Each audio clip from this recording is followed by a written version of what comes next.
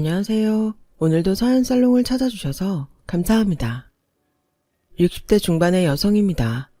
제 입으로 내 자신을 여성이라고 소개하려니 기분이 참 묘하네요. 21의 시집와 이날 이때까지 누구누구의 아내, 누구누구의 엄마로 살아왔고 요즘은 손주 녀석의 할머니로 불리고 살다 보니 제 자신이 여자라는 사실조차 잊고 살았습니다. 어쩌면 어느 순간부터 여자로서의 내 삶은 내 것이 아니라는 생각을 했는지도 모르겠네요. 부모복 없는 사람은 남편복도 없다고 하죠. 제가 바로 그런 더러운 팔자를 타고난 것 같아요. 저는 시골 깡촌에서 나고 자랐어요. 제 부모님은 가난한 시골 살림에 원치 않던 막내딸인 제가 태어나자 돌도 되기 전에 건너마을에 사는 아들만 내리 다섯인 집에 보내셨어요. 딸 없는 집에 시집갔으니 사랑도 많이 받고 자랐겠다 생각하겠지만 실상은 그 집 식모로 갔다고 봐도 무방할 겁니다. 학교도 안 보내고 집안 살림을 시킬 정도로 고약한 사람들이었거든요. 그러다 동네 성당에 새로 부임한 젊은 신부님이 한 달가량 집에 찾아와서 설득을 하신 끝에 남들처럼 학교에 갈 수 있었습니다. 하지만 학교에 보내준 대신 잠자는 시간을 줄여 집안일을 해야 했죠. 몸은 고되지만 그래도 신부님이 사주신 공책과 연필을 가지고 학교에 가는 게 그렇게 좋을 수가 없었어요. 그래서 공부도 열심히 했죠. 하지만 중학교 졸업을 얼마 앞두고 신부님이 다른 교구로 떠나게 되면서 제 학업은 멈추게 되었어요. 학교 대신 공장에 나가 돈을 벌어야 했죠.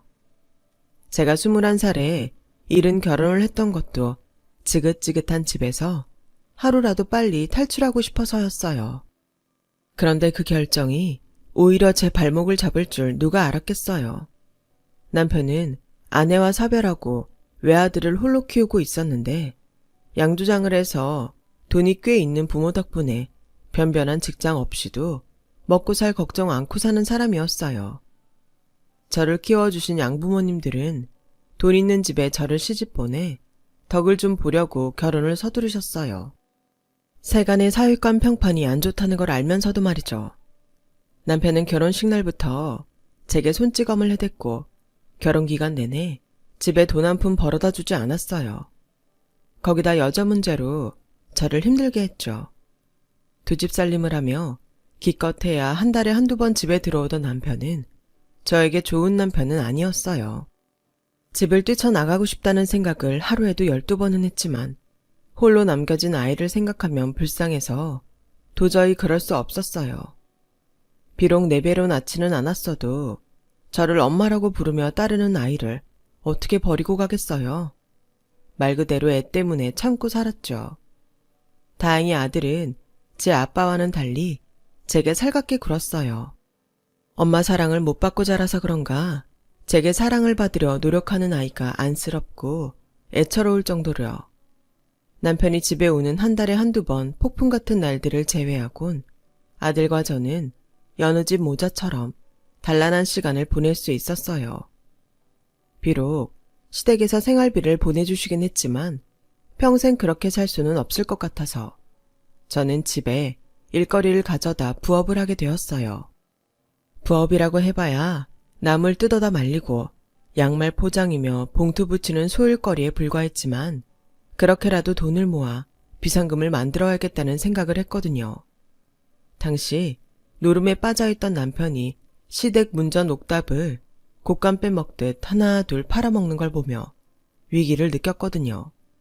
아니나 다를까 제가 시집 온 지 5년도 안 돼서 남편은 그 많던 시댁 재산을 싸그리 거덜내고 말았고 그동안 시댁에서 먼저 받던 생활비는 뚝 끊어지고 말았어요. 거기다 아들 자식 때문에 하루아침에 길바닥에 나앉게 된 시부모님까지 제가 부양하게 되었죠. 아버님은 화병으로 쓰러지셔서 이듬해 세상을 떠나셨고 어머님은 현실을 받아들이지 못한 채 여전히 있는 집 마나님 행세를 하며 없는 살림을 깎아먹고 사셨어요. 어머님, 이 옷감은 다 뭐예요? 이 비싼 걸 어디서 가져오셨어요? 철이 바뀌었으니 새 옷을 좀 만들어 입어야 하지 않겠니? 대놓고 옷감 받아 쓰는 집에서 특별히 외상으로 사온 거다. 너도 한번 만져봐라. 이게 일제 실크라는데 감촉이 얼마나 좋은지 몰라. 내일 당장 양장점에 들러서 투피스 좀 해 입어야겠다. 애미 너도 한번 해주랴? 어머님, 저희 형편에 일제 실크가 웬 말이에요. 이리 주세요. 제가 가서 무르고 올게요. 당장 먹고 살 돈도 없는데 이런 데 쓸 돈이 어딨다고 매번 이러세요. 제발 정신 좀 차리세요, 어머님. 애 육성회비도 못 내서 쩔쩔 매는 거 아시면서 어쩜 이러시냐고요. 저 정말 힘들어요, 어머님. 서러운 마음에 눈물까지 쏟고 나면 그때는 조금 정신을 차리시는 것 같았어요. 하지만 얼마 지나지 않아 가게에서 외상 과일이며 고기를 떼어 오시곤 나 몰라라 하기 일쑤였죠. 그 뒷감당은 늘 제 몫이었어요. 소일거리로 버는 돈으로는 턱없이 부족해서 아이를 어머니께 맡기고 팥줄 일도 나가고 식당 일도 나가며 하루 벌어 하루 사는 생활을 했어요. 그러던 어느 날이었어요. 일을 마치고 지친 몸으로 집에 돌아왔더니 남편이 와 있더군요. 어머님은 어디서 났는지 고깃국까지 끓여서 남편한테 먹이고 있었어요. 남편은 딱 봐도 노름판에서 몇 날 며칠을 뭉개다 온 사람 티가 났어요. 덥수룩한 수염에 와이셔츠 칼하며 손목 시접에 때가 잔뜩 끼어 있었죠. 며칠 굶은 사람처럼 허겁지겁 국에 밥을 말아먹은 남편은 상에 숟가락을 놓기가 무섭게 안방 서랍을 뒤지기 시작했어요. 남편이 눈에 불을 켜고 찾아댄 건 바로 땅 문서였어요. 제가 시집 올 때 아버님이 제게 주신 땅이었죠. 아버님이 남편 몰래 간직하라고 하셔서 늘 서랍 깊숙이 넣어두었는데 남편이 그걸 어찌 알고 찾으러 온 거였어요. 온 안방을 다 뒤집어도 안 나오자 남편은 제 멱살을 쥐고 땅 문서 내놓으라고 윽박질렀어요. 이미 팔아 쓰고 없다고 말해도 믿지 않고 제게 땅 문서 내놓으라고, 안 그럼 집에 불을 질러 버리겠다고 난리를 치더군요. 저도 이판사판이다 싶어 소리쳤어요. 그래요. 어디 불 질러 보세요. 나도 더는 이러고 못 살겠으니 이참에 다 죽어버립시다. 빨리 불 질러요. 지르라고요. 목에 핏대까지 세우며 악을 쓰는 저를 보자 남편은 당황한 표정이었어요. 저를 평생 자기 앞에서 고분고분 살 줄 알았던 쑥맥으로 알았을 테니 놀라기도 했겠죠. 그렇게 온 집안을 뒤엎은 남편은 다시 집을 나갔어요. 그리고는 영영 돌아오지 않았어요. 도박판에서 엄청난 빚을 졌던 남편은 빚쟁이를 피해 도망다니다 한겨울 길바닥에서 객사하고 말았거든요. 남편의 사망 소식에 어머님은 정신줄을 놓으셨고 저는 죄책감에 시달려야 했어요. 사실 그 땅은 저를 키워주신 양부모님이 일찌감치 가져갔거든요. 저를 키워준 값을 시댁에서 받겠다고 하길래 시부모님께 패기치기 싫어서 내줘버렸던 거죠. 이후 다시는 저나 시댁에 찾아오지 않겠다는 약속을 받고 말이에요. 그 사실을 몰랐던 남편은 땅을 팔아 도박 빚을 갚으려 했던 것 같아요. 그런데 남편이 그렇게 죽고 보니 어떻게든 땅 문서를 지키고 있었다면 그이가 그렇게 죽지는 않았을 거란 생각에 괴로웠어요. 하지만 누구한테도 이 얘기를 할 수 없었어요. 어머님도 아들도 저를 원망할 거란 생각에 겁이 났거든요. 그래서 입을 다물기로 했어요. 아들의 죽음으로 정신줄을 놓은 어머님은 한시도 눈을 뗄 수 없을 정도로 상태가 안 좋았어요. 그런 어머님을 두고 밖에 나가 일을 하는 건 도저히 안 되겠더라고요. 그래서 고심 끝에 이럴 바엔 차라리 집에서 장사를 하자 싶었어요. 아들이 오전에 학교에 가서 저녁 밥 시간이 돼서야 돌아오니 그 사이에 집에서 음식을 만들어 팔면 어떨까 생각한 거죠. 그렇다고 얼마나 팔릴지도 모르는데 음식을 양껏 해둘 수도 없어서 그때그때 끓여 팔 수 있는 칼국수와 수제비를 팔기로 했어요. 텃밭에서 배추를 뽑아다가 겉 이파리는 된장을 풀어 배추국을 끓여 먹고 알맹이로는 겉절이를 묻혀서 내었어요. 길가도 아니고 주택가의 연 가게라 손님이 찾아올지도 미지수였죠. 그렇다고 간판이라도 크고 번듯하게 건 것도 아니었으니까요. 그저 나무판에 칼국수 수제비라고 써서 대문 앞에 세워둔 게 다였거든요. 처음엔 여기가 식당 맞냐고 호기심에 찾아온 손님이 대부분이었는데 근처 집 짓는 공사판 인부들이 몇 번 찾아왔다가 입소문을 내줘서 이후로 공사판 인부들이 끊이지 않았어요. 거기다 동네 분들도 소문을 듣고 찾아와 주셔서 다행히 허탕치는 날 없이 장사를 할 수 있었답니다. 지금 생각해도 어설프기 짝이 없는 저희 집을 찾아준 분들한테 고마운 마음뿐이네요.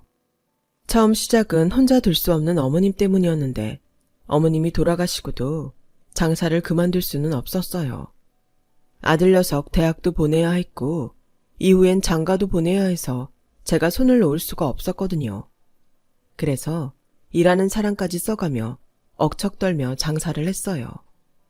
그 덕에 남의 손 안 빌리고 서울에 집도 한 칸 마련해서 아들 자식 장가도 보냈으니 성공한 셈이었죠. 아들 장가만 보내면 그때부턴 일 좀 줄이고 살 수 있겠다 했는데 어찌된 일인지 돈 나갈 구멍은 더 커졌지 뭐예요. 며느리가 임신했다길래 며느리한테 전화 걸어 아가 뭐 갖고 싶은 거 있냐? 뭐든 하나 해줄 테니 말해보렴. 이랬더니 마치 기다렸다는 듯이 바로 어머님 저 태교 여행 보내주세요. 이러지 않겠어요? 저는 태교 여행이 뭔지 몰랐던지라 태교 여행은 어디로 가는 거냐고 물었더니 이러지 뭡니까? 어머님이 형편이 되시면 괌으로 보내주시면 좋고요. 정 안 되겠다시면 싼 맛에 제주도라도 가야죠 뭐. 다 어머님 손주를 위한 건데 어머님이 돈 아끼시겠다고 아무데나 보내시지는 않을 거라고 믿어요. 어머님 저 어디로 보내주실 거예요? 지금껏 제주도는커녕 부산 해운대도 한 번 못 가본 제게 며느리는 아직 태어나지도 않은 손주를 앞세워 여행을 보내달라고 하더군요. 전화를 끊고 제 가게에서 일하는 젊은 애엄마한테 태교 여행이 뭐냐고 물었더니 자기도 그런 건 안 가봐서 잘 모르겠지만 젊은 엄마들 사이에 임신 중에 태교한다는 핑계로 여행을 가는 사람이 더러 있다고 하더군요. 여행이란 게 어디로 얼마나 갔느냐에 따라 비용이 다르지 않겠어요? 며느님은 얼마나 가 있을 거래요? 짜게 간다고 해도 수백만 원은 좋게 들걸요? 제주도로 간다고 해도 돈이 적게 들지는 않을 것 같은데 아주머니가 그 돈 다 대주시게요? 젊은 엄마 말 맞다나 여행사에 전화해 알아보니 태교 여행에 수백만 원에서 수천만 원대까지 든다고 하더라고요. 자동차 한 대 값을 주고 여행을 간다니 저로서는 이해가 안 가는 일이었지만 며느리도 그렇고 아들놈도 대놓고 바라는 눈치라 안 해줄 수가 없었어요. 거기다 아들놈은 한술 더 떠서 지도 회사에 휴가를 내고 따라가겠다고 하는 통에 비용은 곱절로 들어서 총 1,000만 원이나 보내주게 되었어요. 지 새끼 잘 되라고 여행 간다는데 좋게 보내주자 싶어서 더는 말 않고 돈을 보내주었더니 다녀와서는 선물도 하나 안 사오더라고요. 엄마, 미안. 이 사람이 입덧이 심해서 쇼핑을 나갈 수가 있어야지. 사람들 많은 데는 냄새나서 못 간대서 리조트에서만 있다 왔거든. 사실 선물이라고 해봐야 냉장고에 붙이는 마그네틱이 고작일 텐데 엄마는 그런 거 필요 없잖아. 애초에 선물을 바랬던 건 아니지만 아들 녀석 말에 내심 서운했어요. 그런데 같이 일하는 젊은 엄마가 보내준 며느리 SNS를 보니 괌으로 태교 여행 가서 샀다며 옷이며 향수, 가방까지 한가득이더라고요. 거기다 지 친정 엄마 선물까지 잔뜩 사온 걸 보니 기분이 안 좋더라고요. 내 돈으로 지들 실속만 차린 게 못내 얄밉고 야속해서요. 이런 제 모습을 보고 젊은 엄마는 원래 딸들은 엄마를 잘 챙겨도 아들은 안 그러더라며 위로를 했지만 그 말이 좀처럼 위로로 들리지 않았어요. 이게 다 아들과 내가 피 한 방울 안 섞인 남이라서 그런 게 아닐까 하는 생각만 들 뿐이었죠. 어차피 지난 일 야속해하면 뭐하나 싶어서 잊고 지내고 있었는데 이번엔 손주 녀석이 태어나면 산후조리를 해야지 하는데 지 장모는 일 때문에 바빠서 못 봐준다고 산후조리원에 들어가야 한다지 뭐예요. 그것도 자리가 없어서 포기하고 있다가 갑자기 자리가 나서 당장 돈을 보내야 한다고 맡겨놓은 돈 받아가듯 500만 원을 보내라고 하더군요. 뭐가 그리 비싸냐고 물었더니 2주치 기본 비용에 산모 마사지와 영양제, 그 밖에 프리미엄 코스를 추가했더니 그렇게 됐다고 했어요. 정 돈 주기 싫으면 엄마가 직접 와서 산후조리를 해주던가. 근데 엄마가 2주나 장사 쉴 수 있어? 2주 벌어들이는 수입 생각하면 그게 그걸 텐데 괜히 엄마까지 고생할 필요 없이 돈으로 보내주는 게 낫지. 다 엄마 생각해서 하는 소리야. 고양이 쥐 생각해주는 아들놈 말에 기가 찼지만 어쩌겠어요. 자식한테 못 이기는 척 할밖에요. 그래서 보내주었죠. 애만 낳으면 돈 들어갈 일도 줄겠다 생각했는데 그 후로도 아들과 며느리인 수시로 돈 보내달라는 연락을 했어요. 손주가 태어나서 며느리가 일 못하니 생활비를 보태달라질 않나. 손주 녀석 영어 유치원에 보낸다고 유치원비를 보내달라질 않나. 하다 나중엔 영어 캠프까지 보내달라며 늙은 애미 등골이 휘어지게 뽑아가더군요. 이러다가는 끝도 없겠다 싶었어요. 그러던 와중에 30년 가까이 밀가루 반죽을 해대며 식당 일을 하느라 손에 류마티스 관절이 심해져서 더는 일을 할 수가 없게 되었지 뭐예요. 그래, 아들 녀석한테 엄마가 일을 할 수 없어서 가게 문을 닫았다고 했더니 펄펄 뛰면서 그럼 자기 아들 유학비는 어쩌냐며 남의 집 파출이라도 나가서 돈 벌라고 닥달하다군요. 참다 못해 그동안 참았던 말들을 아들한테 대놓고 쏟아부었습니다. 이 썩을 놈아, 니놈 눈엔 내가 네 집 종년으로 보이냐? 이날이 때까지 너 키우느라 허리가 휠판인데 고마워하지는 못할 망정 니의 교육까지 나한테 떠넘기려 들어. 내가 너한테 무슨 죄를 졌길래 나한테 이러는 거냐? 입 있으면 말 좀 해봐. 그러자 아들놈 입에서 뜻밖의 말이 흘러나왔지 뭐예요. 엄마 때문에 우리 아빠가 죽었잖아. 엄마가 그 땅 문서만 가지고 있었어도 우리 아빠 길에서 비명 행사하진 않았을 거라고. 내 아빠 죽였으면 자식이 나한테 그에 대한 죗값은 치러야 할 거 아냐. 그깟 돈 몇 푼 해주는 게 뭐가 그렇게 아까워서 이 난리냐고. 더는 엄마랑 말하기 싫으니까 당장 내 아빠 살려내든가 아니면 나가서 돈이라도 벌어오라고. 지금까지 아들 녀석이 철이 없어서 나한테 이러는 줄 알았는데 알고 보니 제 아빠 일은 복수를 했던 거더라고요. 오랜 시간 부모 자식 간으로 살면서 어쩌면 그런 마음을 감추고 살았는지 소름이 끼치고 겁이 났어요. 애초에 그 땅은 시아버지가 나한테 주신 땅이었기에 미안한 마음을 가질 이유는 없었지만 그래도 남편이 땅 문서 때문에 사라진 건 사실이라서 아들 녀석 앞에 당당할 수는 없었어요. 그 녀석한테 나는 지 아빠 죽인 원수일 뿐일 테니까요. 그놈의 땅 문서가 뭐라고 내 인생을 이리도 힘들게 하나 싶어 며칠을 자리 보전하고 누워 끙끙 앓았어요. 마음은 차라리 이렇게 죽어버리면 좋겠다 싶었는데 그래도 살겠다고 배에서 꼬르륵 소리가 나지 뭐예요. 그래도 무거운 몸을 일으켜 밥을 안 치고 텃밭에서 호박을 따다 된장찌개를 끓였어요. 살아있는 이상 어떻게든 살아야겠다는 생각에 밥을 한 그릇 해치우고 그 길로 인력사무소에 나가 일자리를 알아보았어요. 손주놈 유학비 때문이 아니라 내 살 길 찾아 일을 구했던 거예요. 나이가 있어서 쉬운 일은 없다면서 연세 많은 노인댁 살림을 맡아줄 사람이 필요한데 해보겠냐고 하더군요. 당장 가릴 처지가 아니라서 하겠다고 하곤 집으로 돌아왔어요.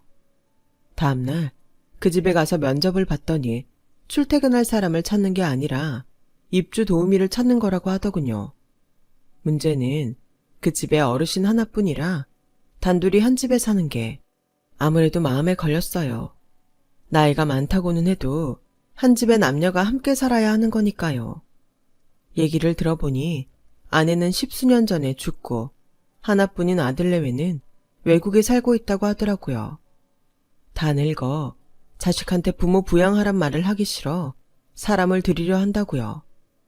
비록 머리를 하얗게 세고 어깨도 구부정한 노인이었지만 말씨며 행동이 점잖은 게 허튼 짓을 할 사람 같지는 않아 보였어요. 그래서 하겠다고 해버렸죠. 일단 살고 있는 집을 정리해야 하니 3일만 기다려달라고 하곤 나왔어요. 집에 돌아와 집 청소를 하고 가스며 수도까지 끊어놓고 옷가방 하나 챙겨 일하기로 한 집으로 들어왔죠. 젊은 시절 독일 유학까지 다녀온 어르신은 서울에서 대학 교수로 살다가 정년 퇴임 이후 홀로 고향집에 내려와 살고 있었어요. 가끔 제자들이 다녀가기는 하지만 그 외에는 손님도 거의 없는 집이라 말 그대로 살림만 살면 되는 집이었죠. 어차피 나 혼자 살아도 하루 세끼 밥은 해먹어야 되는데 거기에 숟가락 하나 더 올린다 생각하면 일도 아니었어요. 집을 어지르는 사람도 없으니 집 청소도 어려울 게 없었고요. 그 집 어른은 발걸음도 조용한 분으로 식사 후에는 홍차를 마시며 서재에서 책을 읽곤 했어요. 날씨가 좋으면 마당에 나가 산책을 하거나 낡은 LP판을 틀고 창밖 풍경을 바라보며 클래식 음악을 듣는 게 낙인 사람이었죠. 여러모로 손 안 가는 편한 분이었지만 딱 하나, TV 드라마를 볼 때 눈치가 보인다는 단점이 있었어요. 절간처럼 조용한 집에서 TV를 틀려니 나도 모르게 눈치를 살피게 됐거든요. 집에 가서 TV를 가져올까 몇 번을 고민할 정도였죠. 그날도 들릴동 말동 소리를 낮춰 일일 드라마를 보고 있는데 그날따라 재미있는 장면이 많이 나와서 나도 모르게 깔깔대며 웃었지 뭐예요. 한참을 웃고 쉬고를 반복하며 드라마 시청을 하고 있는데 옆에서 낮은 웃음소리가 들리더라고요. 고개를 돌려봤더니 어르신이 소파 옆에 서서 TV를 보며 피식피식 웃고 서 있었어요. 그러지 마시고 앉아서 같이 보세요. 잠시 머뭇거리던 어르신은 소파에 앉아 함께 드라마 시청을 했어요. 중간에 소리가 잘 안 들린다며 소리를 좀 키우라길래 소리까지 키우고 모처럼 제대로 드라마를 봤네요. 그날 이후 어르신과 저는 함께 드라마 시청을 하곤 했어요. 어르신은 전체 내용이 어떻게 되냐고 묻기도 하시고 그럴 때면 저는 신이 나서 내용을 설명해 드리곤 했어요. 저 애가 나쁜 년이에요. 본처를 내쫓고 안방까지 차지하고는 시부모 재산까지 털어먹으려고 저런다니까요. 아, 여자 보는 눈도 없지. 애초에 저런 걸 왜 들여가지고. 제가 드라마 내용을 설명할 때마다 어르신은 흐뭇하게 웃으셨어요. 오 여사님이 드라마 박사십니다. 안 본 내용도 기가 막히게 맞추시니 박사가 아니고 뭐겠어요. 박사는 아니고 보다 보니까 내용을 술술 만들어내겠더라고요. 드라마들이 하나같이 비슷하니까요. 나쁜 놈 벌 받고 착한 놈은 결국엔 복을 받는 내용이거든요. 우리 인생도 그러면 얼마나 좋겠어요. 그렇지 않으니 드라마에 빠져 살죠. 에휴, 박복한 팔자 드라마 보는 낙이 아니면 무슨 낙이 있을까요? 어르신이 편해져서일까요? 그날 저도 모르게 지난 세월 얘기를 주절주절 늘어놓고 말았어요. 부모님한테 버림받았던 얘기며 도박에 미쳐 시댁 재산 거덜내고 객사한 남편 얘기, 내가 지 아빠 죽인 거라고 평생 내 등골 빼먹는 아들 얘기까지 몇 시간을 울고 짜며 떠들었어요. 그 얘기를 잠자코 들어주시던 어른은 제게 더는 과거에 발목 잡혀 살지 말고 이제라도 제 인생을 살라고 하시더라고요. 배우고 싶은 게 있으면 배우고 먹고 싶은 게 있으면 참지 말고 먹으라고요. 인생이 길어 보여도 세상 떠나는 건 한순간이니까 후회 없이 살라고 말이죠. 말이 쉽지 그게 가능해요? 애초에 돈이 없어서 남의 집 일하러 온 판인데 놀고 즐길 돈이 어딨어요? 다 팔자 좋은 소리죠. 어르신은 그러고 사셔도 되겠네요. 돈도 많겠다. 잘난 아드님도 외국에 있겠다. 한 번씩 휑하니 아들 보러 외국에 나가셔도 되고요. 안 그래요? 그러자 어르신이 씁쓸한 미소를 지으며 그러시더라고요. 아내도 아들도 앞서 보내고 혼자 남은 노인네가 좋을 게 뭐 있습니까?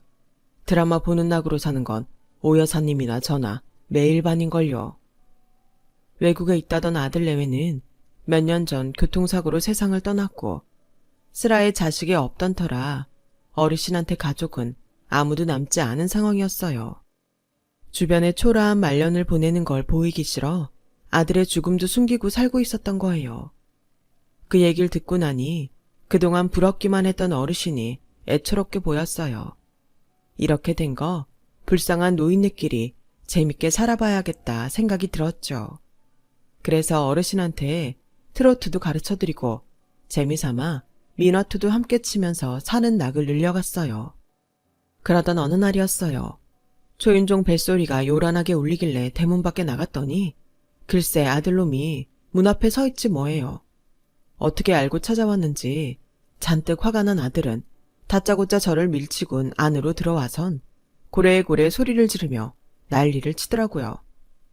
손주 유학비 좀 보태라고 했더니 여기서 딴 살림 차려 살고 있었어? 남자랑 살림 차려 사느라 연락도 끊고 있었냐고. 아무리 피 한 방울 안 섞였어도 명색이 내가 아들인데 나한테까지 비밀로 한 이유가 뭐야? 왜? 내가 알면 이 노인네 돈이라도 뜯을까봐 그런 거야? 아님 이 집 자식들이 전 남편 아들은 연 끊고 오라고 그랬어? 말해봐. 말 못하는 거 보니 그런가 보네. 이봐요, 영감님. 우리 엄마 데려갈 거면 나한테 위자료 제대로 줘야 할 거야. 우리 엄마가 말이에요. 내 아빠를 죽인 사람이거든요. 그러니까 데려갈 거면 내 아빠 잡아먹은 위자료 주고 데려가라고요.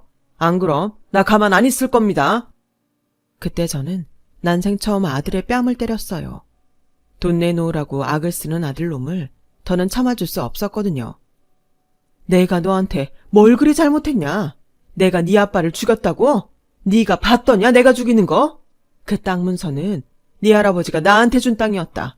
도박에 빠져서 자식도 안 돌보고 천하의 개망나니로 사는 네 아빠랑 결혼해줘서 고맙다고 나한테 준 땅이라고. 그런데 내가 왜 네 아빠한테 그 땅을 줘야 되는 거냐? 땅 문서 안 줘서 네 아빠가 죽었다고? 웃기는 소리 하지 마라. 네 아빠는 그 땅 문서 있었으면 그것마저 노름판에서 털어먹고 똑같이 길바닥에서 죽었을 거다. 그런 애비 밑에서 사는 네가 불쌍해서 도망치고 싶은 거 꾹 참고 살았는데 넌 고작 이 엄마를 굴려 편히 먹고 살 궁리밖에 더 했더냐? 너 결혼할 때 아파트 해달라고 나한테 편지 보냈던 거 기억하지? 구구절절하게 앞으로 엄마 모시고 효도할 테니 신혼집 좀 장만해달라고 그렇게 알랑방구를 끼더니 지금껏 네가 나한테 효도한 게 뭐 있냐? 네 섹시 애 가졌다고 태교 여행 가기에 돈 대달라고 문자 보냈을 때도 네가 뭐라고 했더냐? 예쁜 손자 낳아서 엄마 모시고 살겠다고 했냐 안 했냐? 네 자식 영어 유치원 보낼 때도 니네 차 바꿀 때도 매번 이놈이 공수표 날린 문자만 해도 수십 개다. 내가 하도 억울해서 지금껏 하나도 안 지우고 다 가지고 있어. 그중에 니놈이 지킨 약속이 하나만 있어도 내가 이렇게 분하진 않는다. 그래놓고 이제 와서 뭐? 위자료? 이 천하의 배은망덕한 놈아. 네가 그러고도 인간이냐? 그래서 나도 더는 네 엄마 안 할란다. 그러니 그동안 가져간 내 아파트, 내 차, 태교 여행 간다고 받아간 돈, 네 아들 영어 유치원비까지 몽땅 다 가져오거라. 내가 전 재산 다 쏟아부어서라도 우리나라에서 제일 비싼 변호사 사서 끝까지 싸워볼 테니 각오하는 게 좋을 거다. 그러니 이 집에서 떠들지 말고 당장 내 눈앞에서 사라져. 악을 쓰고 열변을 토하는데도 아들은 눈 하나 깜짝 안 했어요. 엄마, 뭘 좀 알고 떠드세요. 무식해서 뭘 모르시나 본데 자식한테 이미 증여한 돈은 못 돌려받아요. 소송을 걸려거든 주기 전에 했어야죠.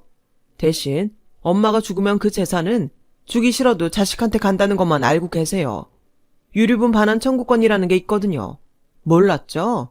난 그냥 손 놓고 있다가 엄마 죽으면 그 재산 받을 수 있다고요.